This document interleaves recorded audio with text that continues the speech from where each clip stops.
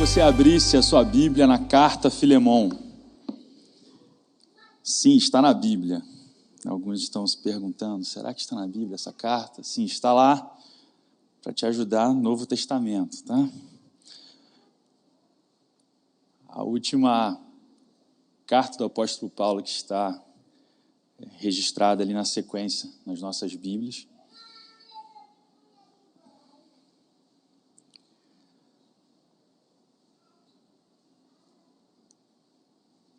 Estou esperando algumas pessoas folheando ainda. Antes de Hebreus, se você achou Hebreus, está do lado, tá bom?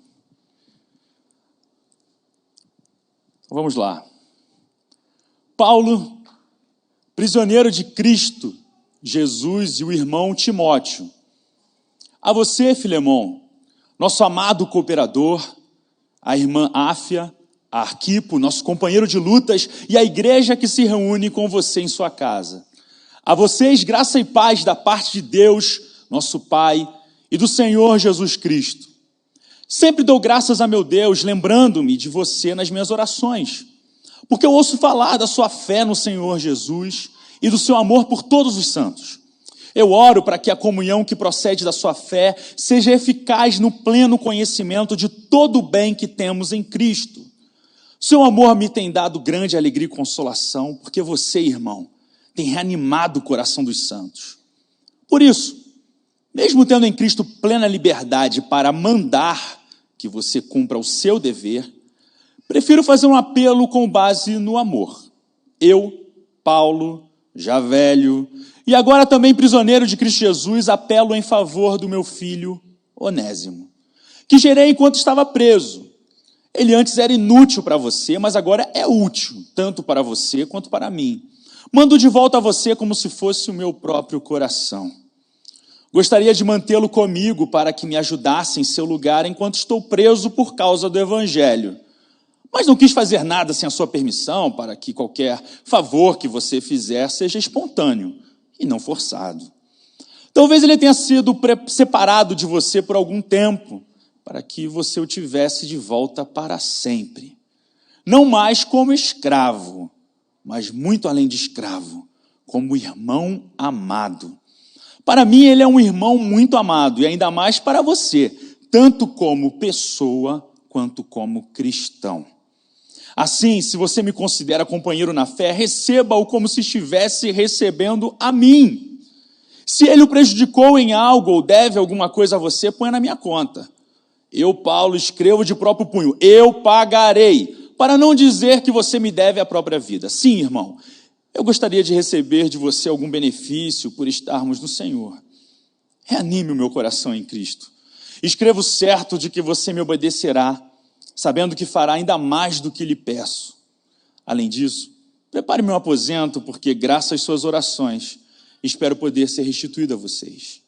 Epáfras, meu companheiro de prisão, por causa de Cristo Jesus, envia saudações, assim como também Marcos, Aristarco, Demas e Lucas, meus cooperadores. A graça do Senhor Jesus Cristo seja com o espírito de todos vocês. Pai, muito obrigado pela tua santa palavra, por aquilo que o Senhor tem se revelado à igreja, tem se revelado a nós através das Escrituras. Que esse texto fale aos nossos corações, gere transformação na nossa vida e que possamos sair daqui diferente da forma que entramos. Em nome de Jesus. Amém. Você pode se assentar? Eu quero começar fazendo uma confissão. A primeira vez que eu li a carta a Filemon, eu não sei você, mas a primeira coisa que eu me perguntei é: o que isso está fazendo na Bíblia? Eu olhei para essa carta, ela olhou para mim, mas não rolou muita química. E por ser uma carta curta, e no contexto dos estudos de Paulo, a gente vê cartas profundamente doutrinárias, você vê a beleza da carta aos Romanos, a dificuldade, uma complexidade tamanha, os teólogos estudando ao longo da história da igreja para entender. Você vê uma carta a Timóteo, uma carta pastoral, carta a Tito, e de repente você encontra Paulo escrevendo essa carta a Filemon, o que nos gera um questionamento. O começo da carta, ela já nos coloca no lugar onde Paulo estava, porque Paulo faz uma saudação diferente até de outras cartas. A carta a Filemão, junto com Efésios, Filipenses e Colossenses, são cartas da prisão. Então o versículo 1 começa como: Paulo, prisioneiro de Cristo Jesus, e o irmão Timóteo. Então a primeira coisa que eu paro para pensar é: por que Paulo? O apóstolo Paulo, esse cara que estava com tanta importância, tanta coisa para resolver na igreja, tanta heresia que estava tentando contaminar os irmãos, ele gasta o seu tempo para escrever uma carta sobre um escravo. Tem alguma coisa aqui para nos ensinar. Um cara tão atarefado. E aí eu penso sobre essa carta e me incomodava um pouco pensar por que ela está nas Escrituras. E aí, quando nós vamos ao versículo 1 e o 2, já começamos a compreender que, na verdade, essa carta não era apenas para Filemão, mas era para toda a igreja que se reunia na casa de Filemão. Porque está lá: você, Filemão, nosso amado cooperador, a irmã Áfia, a Arquipo, nosso companheiro, e a igreja que se reúne com você em sua casa. Então, na verdade, não era uma carta só para Filemão, para toda a igreja que se reunia na casa dele. Agora, você consegue imaginar Filemão recebendo essa carta? A igreja toda reunida na casa dele. Chegou uma carta de Paulo para você. Lê para a gente, Filemão. Imagine Filemão ali pensando: o que será que o apóstolo Paulo quer comigo? Tu imagina, estou recebendo uma mensagem do pastor Sila, pastor Eduardo: precisamos conversar. Tem uma mensagem para você. É um mix, de alegria e preocupação. Então eu imagino a preocupação de Filemão de ter uma carta que está endereçada para ele. E esse fato dele se apresentar junto com Timóteo, eu penso que Paulo está pensando assim: eu escrevi cartas doutrinárias, cartas de profunda riqueza teológica, mas Timóteo, que vai ser um importante líder na igreja, Timóteo, eu quero te mostrar um caso. Quem fez pós-graduação aí, lembra dos estudos de caso? Eu acho que isso aqui é um estudo de caso, que Paulo está dizendo: Timóteo, olha esse estudo de caso aqui, que eu quero te ensinar com essa carta, e a igreja. Porque a primeira lição que nós temos nessa carta é: igreja tem problemas. Reuniu gente, tem problemas. Ou como eu falei ontem no nosso linguajar, no culto de jovens, dá treta esse negócio de reunir gente. E aí ele precisa resolver esse problema. Nós temos agora um escravo fugitivo que se converte ao evangelho e precisamos resolver isso. Então existe uma questão pública, uma questão ética, uma questão cultural, um problema importante dentro da comunidade cristã, e que Paulo resolve com uma carta direcionada a Filemão expor o que está acontecendo e publicamente resolver esse problema. Então, nessa linha, quando nós vamos ali o versículo 6, Paulo, no seu discipulado pessoal de Timóteo e a toda a igreja, ele está mostrando: olha só, primeira coisa que você tem que fazer quando tiver um problema sério na sua vida, por mais que você tenha uma estratégia, como Paulo tinha uma estratégia nessa carta, ele começa no versículo 6 dizendo: eu oro para que a comunhão que procede da sua fé seja eficaz no pleno conhecimento de todo o bem que temos em Cristo Jesus. O seu amor me tem dado grande alegria e consolação. Às vezes, diante da situação difícil, eu não sei você, mas eu sou um cara extremamente impulsivo. Quero resolver logo, quero já tomar alguma decisão. Mas o que Paulo está nos ensinando, está nos discipulando é: primeiro ora, por mais que a sua estratégia seja muito boa. E o que eu acho interessante ao ler esse texto, eu não perguntei para o pastor Silas, mas parece que ela é a base do lançando semente. Porque depois da oração, você percebe Paulo lançando palavras abençoadoras sobre Filemão. Não sei, depois você conta para a gente. Foi? Não foi? Não tem nada a ver? Olha, mas é de Deus aí, ó. Estava em dúvida? Dúvida não estava, né? Mas, vamos seguir. Paulo tinha certeza que Filemão, ou tinha uma expectativa que Filemão reagisse positivamente à oração dele, ou ao pedido dele. Mas a primeira coisa que ele fez foi levar a Cristo, levar em oração essa demanda que ele tinha na caminhada. E me surpreende a beleza e a estrutura com que Paulo escreve essa carta. Porque ele no versículo 8, ele começa: mesmo tendo em Cristo plena liberdade para mandar que você cumpra o seu dever, eu prefiro fazer um apelo com base no amor. E Paulo está ensinando um caminho diferente. Um caminho que naturalmente talvez fosse: eu sou o líder da igreja, eu sou líder dessa comunidade, e olha só, você vai tomar essa atitude. Mas Paulo está ensinando, discipulando a todos, dizendo: o caminho do reino é diferente. O caminho do reino é baseado no amor. O caminho do reino não é baseado no seu título e nem na sua autoridade, é baseado no amor. E às vezes nós nos acostumamos a olhar da realidade cristã na mesma perspectiva do mundo. Em nossos retiros, eu vou a retiro aqui desde que eu era adolescente, mas eu vou desde criança. E a gente tinha um seleto grupo entre os jovens. Agora nós chamamos de voluntários, né? Mas na nossa época, cadê o PJ? Eu já estava aí, na época do PJ. Equipantes. Aí tinha um seleto grupo dos equipantes, eles davam um crachá para o equipante. O cara agora faz parte da organização do evento. E aí nós intitulamos carinhosamente a síndrome do pequeno poder. É o cara que assim que coloca o crachá, estufa o peito e começa a virar fiscal do meio ambiente, fiscal da vida alheia. Por favor, já está começando o culto, entre para o pavilhão. E eu era uma das vítimas, então quem bate não lembra, mas quem apanha lembra. Eu lembro, porque como eu já tinha começado a dirigir louvor, eles me caçavam. Isaac, dê bom testemunho, você faz parte do louvor, entre para o seu quarto. Isaac, por favor, você já vai começar o culto, é só porque você não está ministrando hoje, você não está... E eu começava a tomar sermões da galera que já estava ali com autoridade dentro da nossa comunidade. Mas a verdade, meus irmãos, é que o caminho é o caminho do amor e não o caminho dos títulos. Eu lembro uma das minhas primeiras aulas na faculdade de engenharia. O professor, ali diante dos alunos, calouros, cheio de sonhos, cheio de projeções profissionais e acadêmicas, e ele: gostaria de me apresentar, meu nome é professor fulano de tal, eu sou formado aqui na casa como engenheiro, fiz minha pós-graduação em não sei o quê, fiz meu mestrado na França, meu doutorado, sei lá, na Alemanha, fiz meus pós-doutorado não sei aonde, coisa que boa parte de vocês nunca chegarão a ser.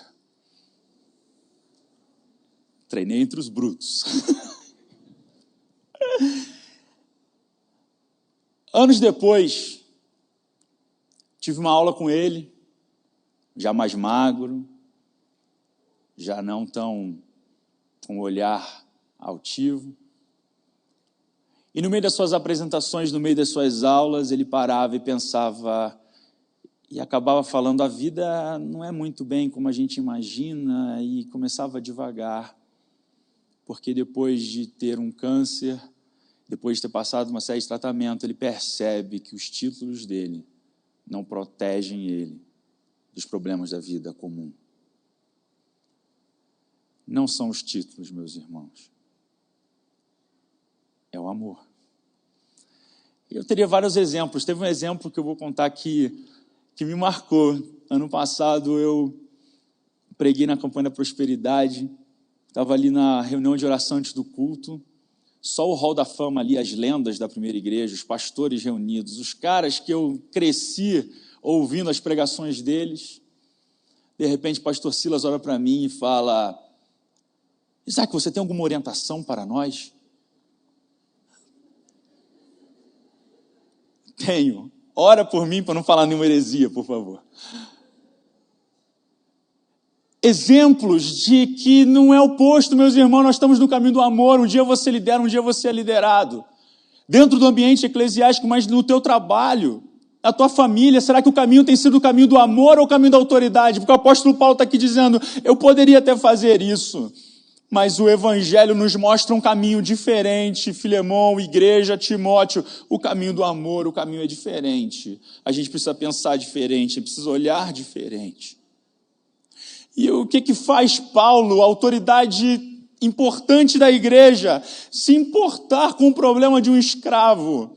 O cara que fala, olha, põe na minha conta, olha, eu vou comprar a sua briga, Onésimo. Onésimo, o seu problema vai ser o meu problema, eu vou escrever, eu vou colocar meu nome aqui, eu vou ser um amigo para você, Onésimo. Você não está sozinho.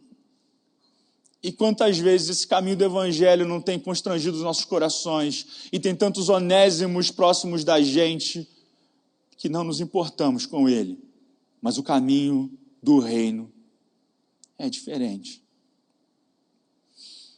A gente está num mundo cada vez de relações voláteis, em que ninguém se importa com o outro, só quer resolver o seu problema, só quer correr atrás da sua própria vida. Mas esse grande apóstolo Paulo não se esconde atrás de um título, atrás da posição que ele está, para se importar com o escravo e escrever uma carta para resolver o problema dele.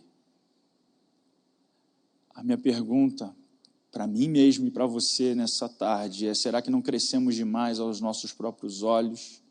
Que não nos importamos mais com ninguém? Será que nossos títulos, nossas progressões profissionais, ministeriais, eu não sei em que esfera te salta os olhos que aonde você chegou, a ponto dos onésimos que estão ao nosso lado, os nossos olhos já não olharem mais para eles? E eu acredito que o Lançando Sementes é um desafio para a gente caçar onésimos ao nosso redor, olhar para eles e falar: eu me importo com a sua luta. O apóstolo Paulo olha para esse homem e fala: Onésimo, e ele escreve: apelo em favor do meu filho, Onésimo. Eu gerei enquanto estava preso. Ele antes era inútil, mas agora ele é útil, tanto para você quanto para mim. Eu mando de volta como se fosse o meu próprio coração. Não mais como escravo, mas acima de escravo, como irmão amado. Nós olhamos a perspectiva de Paulo, mas eu também olho para a perspectiva de Onésimo. Onésimo, aqui tem um jogo de palavras no grego, porque Onésimo significava útil. Então, Paulo, na verdade, está escrevendo para Filemão e está dizendo assim: olha, sabe aquele cara chamado útil? Na verdade, ele passou a vida inteira como um inútil. Mas agora eu acredito que ele é útil. Ele vai ser útil para mim e para a igreja. E Onésimo precisava se libertar, não só da prisão, mas precisava se libertar de um caminho de inutilidade que ele passou a vida inteira. E acreditar que o que Paulo estava dizendo para ele era verdade, e que a partir daquele momento ele não seria mais um inútil, mas o nome que ele tinha recebido tinha valor. E às vezes nós estamos dentro da igreja, nós somos convidados a sermos cristãos, pessoas relevantes, temos uma vida diferente, mas nós precisamos entender que nós não somos mais escravos. Não adiantava o apóstolo Paulo fazer a parte dele, se Onésimo não compreendesse que ele não seria mais escravo também. E talvez você se converteu, mas de alguma forma você se sente escravizado por forças demoníacas na sua vida, por opressão, você não consegue dormir, pensamentos ruins, vê coisa, ouve coisa. Eu quero dizer para você: o sangue de Cristo, ele é suficiente para te tirar dessa condição. E aqui há pessoas e há uma igreja para te ajudar. Às vezes há pessoas que nós já ouvimos testemunhos em relação a isso. Tem pessoas que viveram relacionamentos passados, de tal forma que quando ela encontra uma pessoa, quando encontra aquela pessoa que ela se relacionou novamente, quando ela vê uma foto sobre ela, volta um sentimento. Se aquela pessoa fala com ela, ela ainda se sente presa naquele relacionamento. Seja homem ou mulher, encontra uma pessoa de relacionamento passado, ela fala: cara, se me chamar eu vou. Porque no fundo, ainda se sente escravizado. Mas eu quero dizer uma coisa para você nessa tarde. O sangue de Jesus é suficiente para te libertar dessa escravidão. E aqui é uma igreja de pessoas para te ajudar. Tem pessoas que chegam a dizer que se sentem como enfeitiçadas por determinadas situações ou pessoas. Eu quero dizer para você, o sangue de Cristo é suficiente para te libertar. E aqui é uma igreja de pessoas para te acompanhar nisso. Agora, como Onésimo, você também precisa pedir ajuda. Talvez você chegou aqui, você aceitou a Jesus, mas tem sido um processo difícil de se libertar da escravidão de algumas áreas da sua vida. O sangue de Cristo é suficiente. E aqui é uma igreja para te apoiar. Essa carta me mostra que o apóstolo Paulo está ensinando, doutrinando, tanto o cara que é o dono da casa grande, talvez com muito dinheiro como Filemão, em que a igreja se reúne na sua casa, e a Onésimo, que é o escravo, e dizendo, agora vocês fazem parte da mesma família. Quando vocês dobram os seus joelhos, vocês são iguais perante o Senhor. Paulo está ensinando tanta coisa para essa igreja, através dessa carta que constrange os nossos corações. Onésimo começa a ter que refletir de que ele não será mais um escravo. Existe uma carta de uma pessoa importante a seu favor. Ele precisa aceitar que ele não é mais escravo. Mas, de alguma forma, ele também vai ter que voltar lá e olhar nos olhos de Filemão. Ele vai ter que voltar no passado dele, vai ter que encarar essa situação mal resolvida. E, meus irmãos, ainda que tenhamos nos convertido, ainda que tenhamos uma nova vida, ainda que o Senhor tenha apagado todos os nossos pecados, tem vezes que temos que voltar lá e acertar situações com pessoas do passado. Fazer restaurações. Oramos. Sim, o Senhor te perdoa, mas há pessoas magoadas, pessoas que precisam receber uma palavra sua. É muito profundo que Onésimo estava disposto, nesse contexto, a viver também. Porque Filemão, como seu dono, poderia marcar na sua testa, fugitivo. Existia um risco para Onésimo voltar a encontrar Filemão, ainda que fizessem parte da mesma comunidade cristã. Mas ele assume o risco de tentar restaurar esse problema. Voltar ao passado sempre será assumir o risco de que talvez a pessoa não compreenda você, talvez não tenha uma resposta positiva, mas você precisa pedir perdão para alguém. Eu espero que o Espírito Santo esteja falando com você. Onésimo era um fugitivo, mas chegou um ponto da sua vida que ele tinha que parar de fugir. Fugir não é solução. A gente vê isso na história de Jonas, a gente vê isso na história de Onésimo, a gente vê em várias histórias que fugir não é solução. Fugir pode ser paliativo, mas não é solução. Se você tem uma situação para resolver na sua vida, e o Espírito Santo está falando com você, para de fugir. A gente precisa voltar e fazer aquilo que o Espírito Santo está falando conosco. E o desafio de Filemão é ler essa carta de Paulo, é ver a atitude de Onésimo, de olhar na cara dele novamente, e acreditar que Onésimo é um novo homem. E acreditar que naquele contexto ele poderia fazer parte daquela comunidade. E sabe a verdade, meus irmãos? É que a igreja é feita de milhares de Onésimos.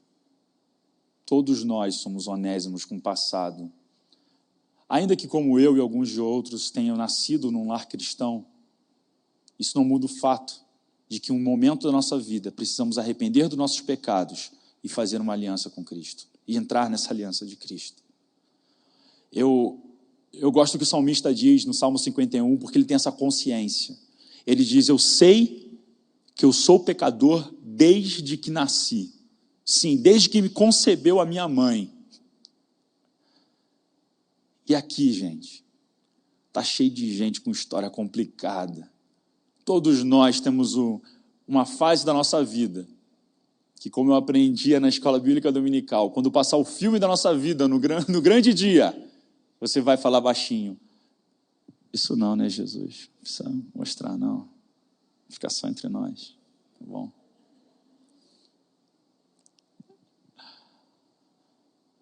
Filemão precisa reconhecer que ele também, no fundo, era um Onésimo que um dia foi escravo do pecado. E o que é interessante, o desafio que Paulo faz para Filemão, é que Paulo fala para recebê-lo como se fosse ele mesmo. Agora você imagina a igreja reunida na casa de Filemão e de repente chega a notícia: o apóstolo Paulo está vindo. O apóstolo Paulo que vai pregar hoje. Ele que vai trazer a palavra à nossa comunidade. Gente, vai a casa, docinhos, banoffee. É o apóstolo Paulo. Tapete vermelho, Coca Zero. Não, o apóstolo Paulo não gosta de Coca, é só de Coca Zero. Lava o pé dele. Vamos passar perfuminho na casa. Vamos recebê-lo. Filemão vai à porta da... Estou imaginando, tá, gente? Ele vai à porta da igreja, da casa. Apóstolo Paulo, por aqui, apóstolo Paulo. E aí ele chega diante da igreja e fala: irmãos, nós estamos muito felizes hoje à noite. Vocês não sabem quem vai trazer a palavra com vocês. Apóstolo Paulo! Palmas para o apóstolo Paulo! Mas sabe o que o apóstolo Paulo está falando para Filemão? É a hora que você vira o escravo entrando lá pela porta, você vai fazer a mesma coisa do que você faria se fosse eu. Prepara a banoffee também, estende o tapete vermelho, prepara a coca, recebe ele, aplaude quando ele chega, trata esse escravo como se fosse a mim mesmo. E a verdade, meus irmãos, é que o evangelho, ele tem que mudar a forma como nós enxergamos as pessoas. Eu não sei você, mas quando eu leio um texto como esse, eu percebo que eu tenho que amadurecer muito e entender o que é o evangelho. Porque isso é conceito do mundo. A gente recebe determinadas pessoas, dependendo dos postos, dependendo de quem é. E os escravos, os onésimos que estão perto de nós, às vezes são aqueles que são desprezados. É um desafio que Paulo está fazendo à igreja e a Filemão, dizendo: a gente vai precisar fazer uma mudança cultural aqui. Não importa o que a lei está dizendo. Não importa se é legal fazer. Não importa se talvez você tenha que se explicar depois perante a sociedade. Talvez Filemão, lendo a carta, ele perguntasse: mas Paulo, o que vão falar de mim? Eu vou absolver o escravo, como assim? Eu não posso fazer isso. Mas Paulo está dizendo: no reino é diferente. No evangelho é diferente. A ética do reino, ela é diferente. E se a gente olha para a nossa vida e olha para o lado e a gente está agindo da mesma forma, o que Paulo está dizendo é: você precisa achar os onésimos e olhar diferente.